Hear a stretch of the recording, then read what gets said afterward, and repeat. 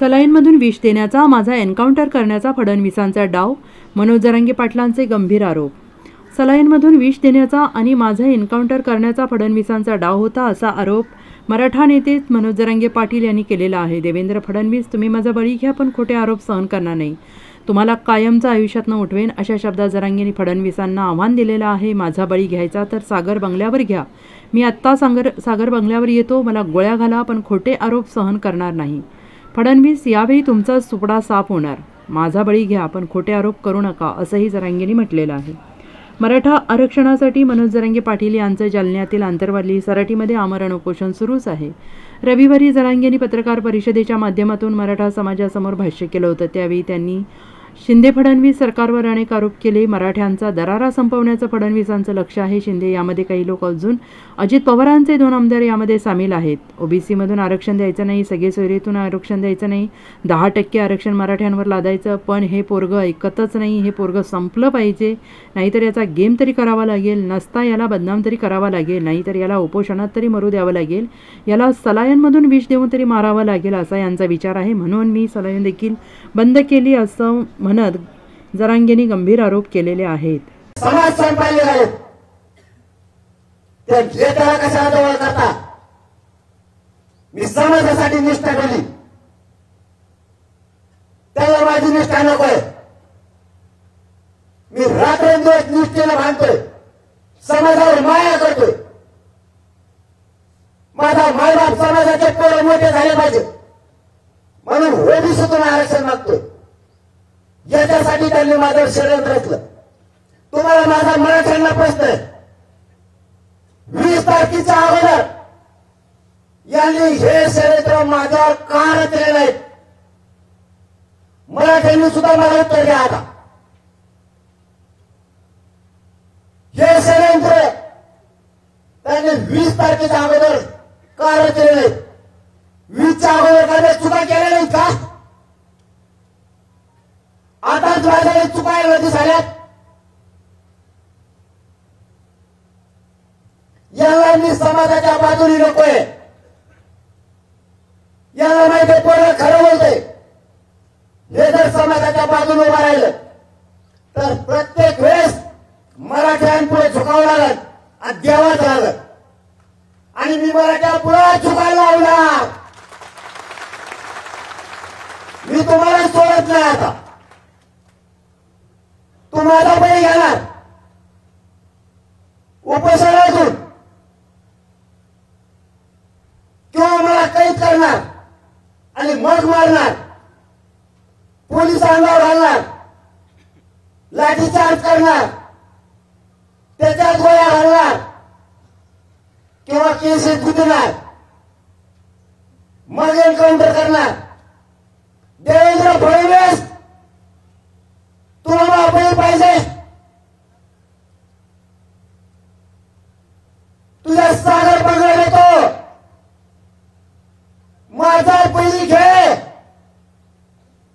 नाहीतर याचे चाळे बंद कर. नसता करायला पाहिजे तुला बळी.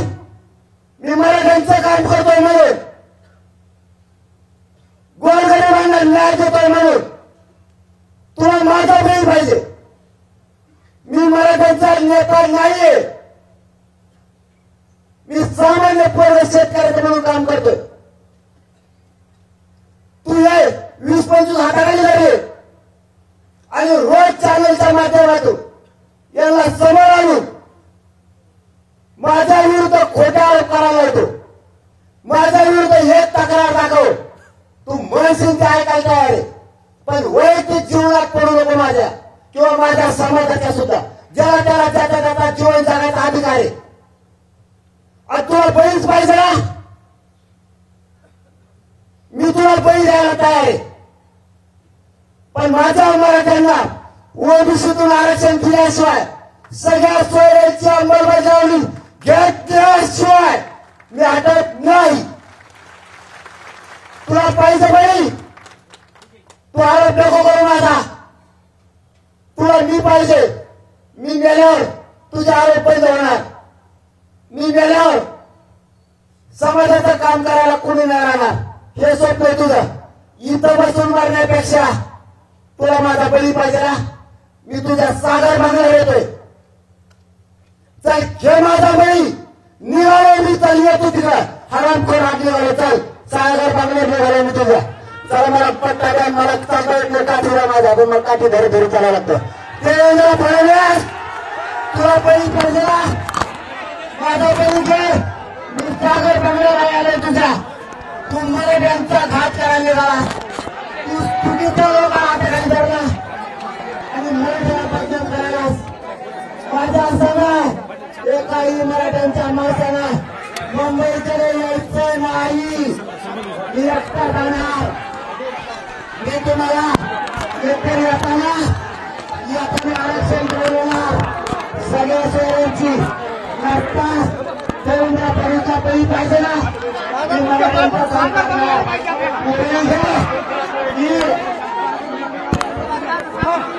मी तुझा सागर बनवायला राहिलो. मला काय समाजाचा निर्णय भावांचे मला माहिती, ते समाजाचा निर्णय. मला चालता येत नाही, मला काठारी हातात भरायला होतं. माझ्या कमरेचा बेल केला. काय फडणवीस तुला माझा बळी पाहिजे पैसे सागर बनणार. तुझे पोलीस करा माझ्या विरोधात गोळ्या घालायला वापरणार. तो ओबीसीतून आरक्षण दिल्याशिवाय सगळ्या सर्व आंदोलन बदलली त्याच्या हातात नाही. तुझा मराठी काळा बोलून काढणार. दलित बांधव आमच्या बाजूने बनवणार. सगळा धनगर वंजारी बांधव आमच्या बाजूने बनवणार. मराठी सुद्धा तुझं काळा वाढणार. मी मला मुंबईला तुझा सागर बनवणार.